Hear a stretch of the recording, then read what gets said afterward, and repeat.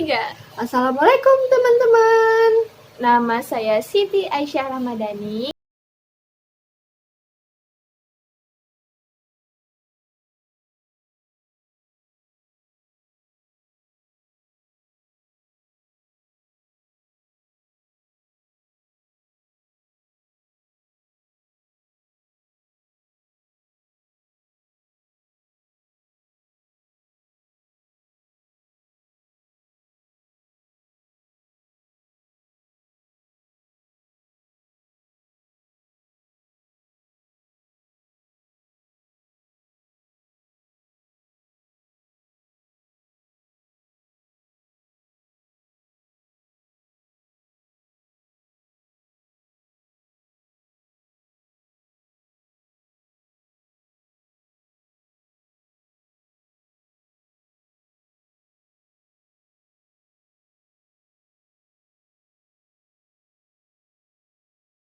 Kita masuk ke KLT, ada baiknya kita mempelajari dulu apa itu fitokimia. Oke. Apa sih Kak fitokimia itu Kak?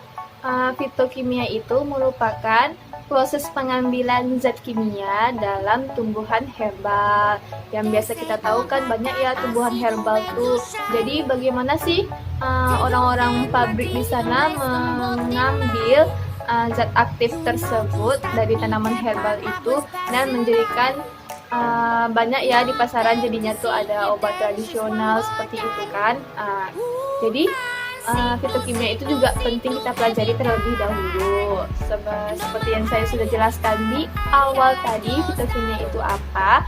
Ya, pengambilan zat kimia ya dari tanaman herbal. Kemudian apa sih Ju hubungannya dengan metode vaksinasi secara herbal? Jadi Kak, Ya. hubungannya itu adalah pada saat pengambilan zat di dalam tumbuhan. Oke, jadi hubungannya itu dalam segi pengambilan zat ya, Pujul, di dalam tumbuhan herbal tuh nanti. Jadi apa sih pengertian dari metode vaksinasi? Nah, metode vaksinasi sendiri adalah proses pemisahan antara zat cair dengan zat cair. Ini dilakukan berdasarkan tingkat kepolaran larutan tersebut. Oke, ingat ya, metode vaksinasi itu dilakukan berdasarkan tingkat kepolaran seperti dari nonpolar, Ya. lalu ke semipolar, Terus? kemudian ke polar. Oke, jadi hubungannya itu ya guys ya. Pokoknya intinya tuh yang diingat, metode vaksinasi ini adalah proses pemisahan antara zat cair dengan zat cairnya. Dan ini pun dilakukan berdasarkan tingkat kepolaran larutan tersebut.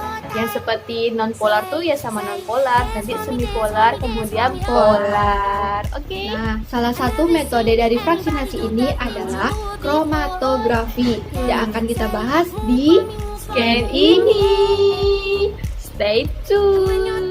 Oke guys, sekarang cuma gua sendiri, Only dan Pujul istirahat sebentar. Maka aku akan menjelaskan sedikit mengenai ya guys ya, mengenai kromatografi. Jadi metode vaksinasi ini salah satu caranya itu adalah kromatografi. Kromatografi itu banyak macamnya ya, ada kromatografi kertas, ada kromatografi lapis tipis, ada yang kolom dan yang lain sebagainya ya. Tapi kita yang ngambil cuman KLT doang karena ini subjudul kami, oke? Nah, jadi sebelum lari ke KLT, kita bahas dulu mengenai apa sih itu kromatografi.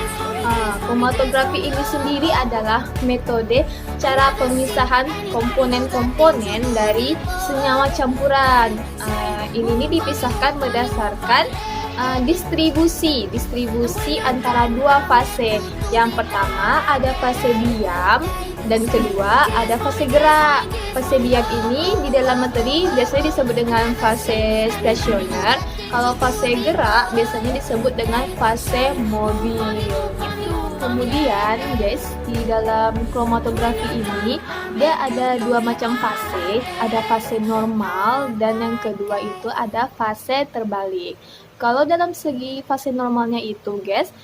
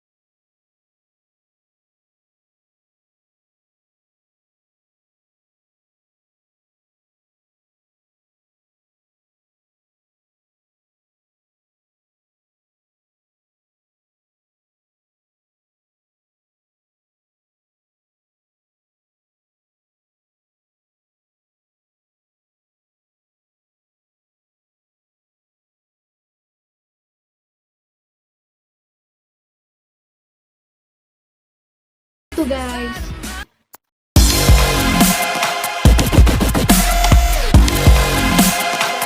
Tadi sudah Puju jelaskan ya mengenai kegunaan KLT dalam segi fitokimia. Kemudian kita menjelaskan nih tentang KLT dari segi keuntungan sama kelemahan. Kalau dalam keuntungannya nih KLT nih tuh banyak banget.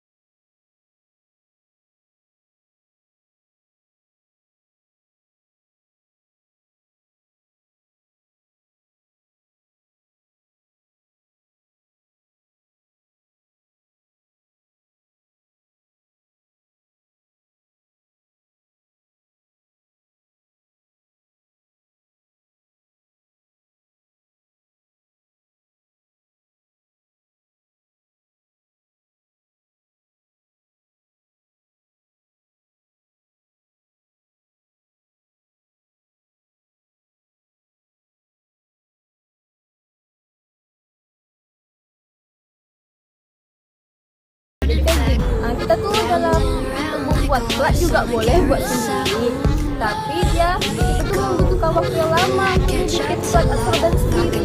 Jadi biasanya nih kami kalau menggunakan metode KLT, kami hanya menggunakan plat yang sudah tersedia di pabrik. Jadi kita tinggal gunting aja, tinggal pengerjaannya saja.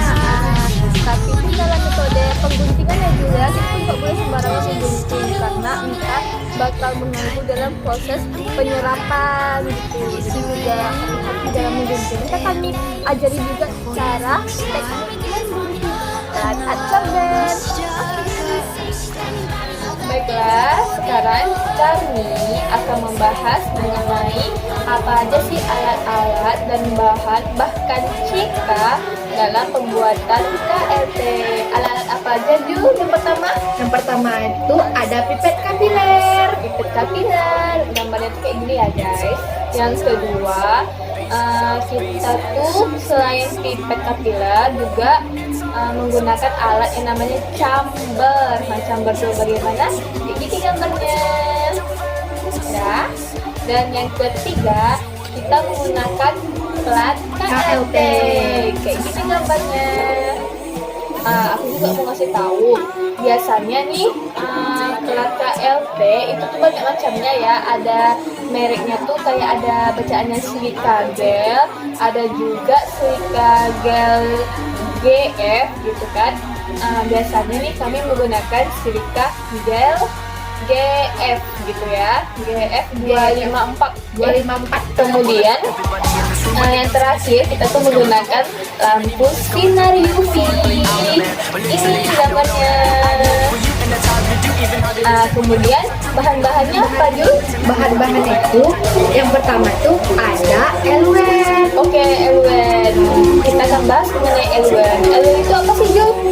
L1 itu adalah larutan campuran nih kak. Oh, larutan campuran Antara metanol dengan etil asetat. Oke, di sekarang ini kami akan menggunakan L1 campurannya itu metanol sama etil asetat. Biasanya itu perbandingannya berapa ya? 3:1. Oh, kita menggunakan perbandingan itu 3:1. Nah, jadi terserah kalian ya di sini mau menggunakannya tuh pakai larutan campurannya mana.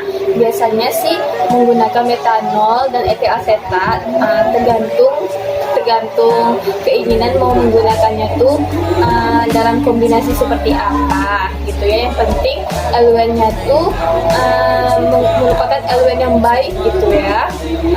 Terus banyak sih macam-macam L1 ya kan, dari yang non polar sampai yang apa lagi bahannya selain L1? Ada silika gel. Ada silika gel atau plat ya, plat KLT itu juga termasuk bahan. Kemudian itu aja kali ya? Iya. Itu aja. Oke, bahannya itu. Ada lagi. Yang terakhir adalah sampel dan bahan baku. Sampelnya nggak ada sampel nggak bisa buat. Iya kan, nggak ada sampel kan kayak mana kita identifikasinya ya kan? Nah, untuk memilih fase gerak yang baik itu ada beberapa cara nih Kak Ica. Yang pertama apa? Yang pertama itu dia tuh harus murni. Oke, kalau nggak murni itu L1 itu tuh nggak worth it banget ya. Harus yang murni, pokoknya harus yang murni, nggak boleh yang oplosan. Oke. Yang kedua? Yang kedua tuh daya elusinya tuh harus diatur sedemikian rupa. Oke. Sehingga harga RF itu terletak di antara 0,2 sampai 0,8. Iya, biar pemisahan komponennya itu dimaksimalkan betul, sehingga perlu nih kita nih harus memodifikasi daya elusi campuran yang kita gunakan atau L1. Kemudian yang terakhir, Nah, yang terakhir, lebih baik menggunakan L1 yang campuran nih teman-teman. karena kalau misalnya nggak campuran itu tuh nggak bakal mendukung nih, nggak akan mendukung pemisahan komponen dalam campuran yang kita identifikasi itu. Jadi perlu banget ya L1 itu dimodifikasi dalam bentuk campuran. Kak Ica, dari tadi kan kita nih udah ngebahas RF tuh. Oh iya, Tuh, apa sih RF itu sebenarnya? oh, nilai RF itu adalah angka kecepatan migrasi atau perpindahan antara komponen-komponen di dalam suatu plat gitu. Oh, jadi kalau misalnya nilai RF-nya yang baik itu berapa sih sebenarnya? Oh, nilai RF itu yang baik itu antara 0,2 sampai 0,8 gitu Jul. Jadi Jul, kalau misalkan nilai RF kita nih terlalu besar atau melewati dari angka 0,8, berarti kan itu terlalu polar ya. Kalau terlalu polar itu nggak baik. Jadi noda yang terbentuk itu tidak bulat lagi, tetapi malah lebih melonjong, lebih memanjang gitu. Kan idealnya noda yang kita dapatin itu dalam bentuk bulat, yang betul-betul bulat ya pemirsa ya, bukan betul-betul bulat, pokoknya dia bulat gitu. Jadi itu tuh berarti merupakan bentuk noda yang ideal gitu ya kan. Berarti kalau terlalu tidak jelas ataupun terlalu mudah, itu berarti polar ya. Jadi solusinya kita itu adalah mengurangi kepolaran dari L1 yang kita pakai. Jadi kita modifikasi lagi L1 yang kita gunakan sehingga tidak terlalu polar. Jadi nilai RF yang kita dapatin pun bisa jadi kisaran 0,2 sampai 0,8. Ica, Ya. dari tadi kan kita udah bahas RF nih. Oke. Nah, untuk cara kerjanya sendiri gimana sih? Oh, cara kerja KLT ya Jo. Kalau cara kerja KLT itu yang pertama nih tahap pengguntingan ya. Kalau gunting KLT itu seharusnya kita tuh menggunting dari kiri ke kanan, jangan lebih ke kiri gitu.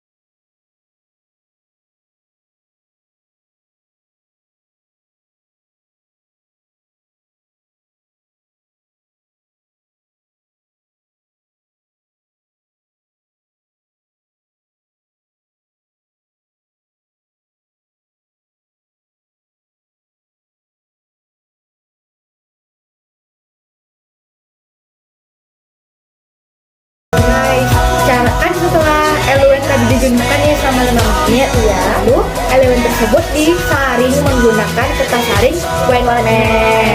Tujuan kami di sini menggunakan kertas saring pada elemen untuk menyaring kotoran-kotoran yang terdapat pada elemen. Jadi tidak mengganggu daripada proses tulisan komponen Ya, itu ya. betul sekali. Setelah itu kertas saring tersebut diangkat, lalu ditotolkanlah pada platnya tadi tuh. Di plat absorben ditotolkan bahan baku dengan bahan-bahan sampel ya. Bahan baku dengan bahan baku, bahan sampel dengan bahan sampel. Nah, ingat nih dalam penotolan tuh ada teknik.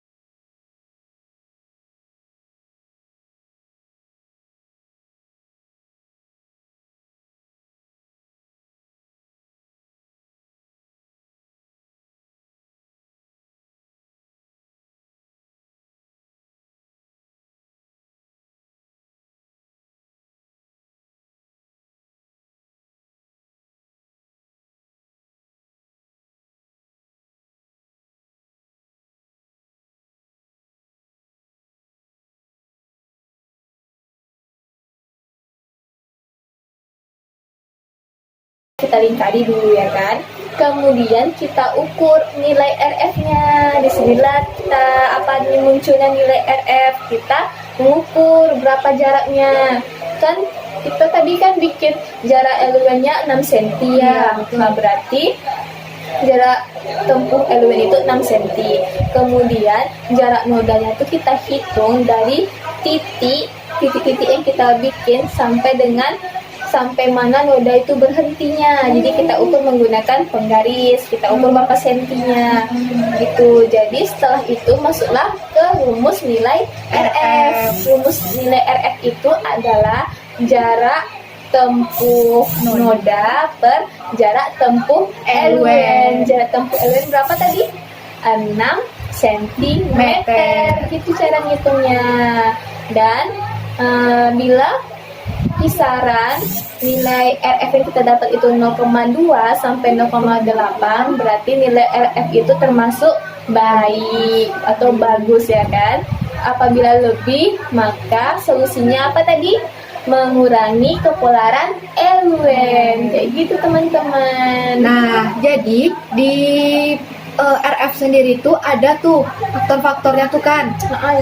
Faktor-faktornya tuh ada beberapa nih. Ada beberapa faktor ya yang mempengaruhi RF. Ya, mempengaruhi nilai RF. Itu salah satunya absorben ya. Absorben Absorben juga menentukan bisa mempengaruhi nilai RF gitu. Apabila kita nggak tepat dalam memilih pelat adsorben, maka nilai RF pun bisa terganggu gitu. Yang kedua itu ada suhu.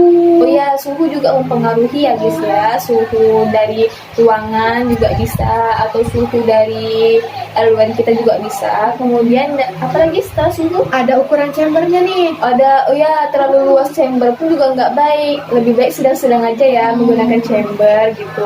Dan juga harus rapat, nggak boleh terbuka celah, karena LWN itu dia mudah menguap ya guys ya. Jadi ditutup ya. Jadi harus rapat, ya harus rapat dalam menggunakan chamber. Setelah chamber apa lagi ya? Ada tuh LWN-nya juga. Oh ya, LWN juga mempengaruhi dari segi sifat dan dari segi campuran gitu ya.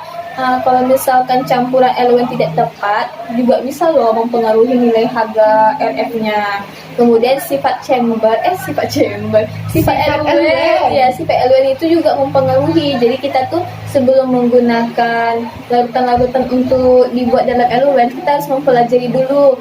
Larutan ini apa sih sifatnya? Dia apakah pola atau non pola? Jadi ketika kita kombinasi, ketika kita campurkan, itu tuh pola dan non polanya bisa kita hitung biar tidak terlalu larinya ke pola LWN kita ya kan.